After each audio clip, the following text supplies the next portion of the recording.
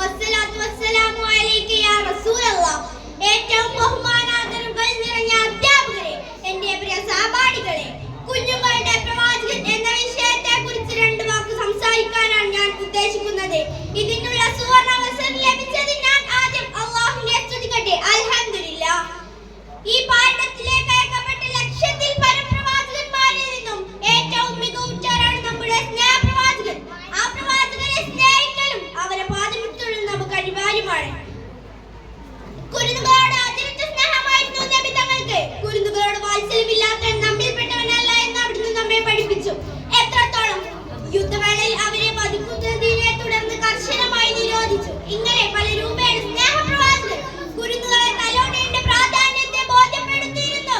ഒരിക്കൽ ഒരു പെരുന്നാൾ സുദിനത്തിൽ കളിച്ച് രസിച്ചുകൊണ്ടിരിക്കുന്ന കുഞ്ഞുങ്ങളെ ചാർത്തിലൂടെ നബി സല്ലല്ലാഹു അലൈഹി വസല്ലം നടന്നു നീങ്ങുമ്പോഴാണ് ഒരുവൻ ഇതിലൊന്നും പങ്കുചേരാതെ നിരാശനായിരിക്കുന്ന ശ്രദ്ധയിൽ പതിഞ്ഞത്.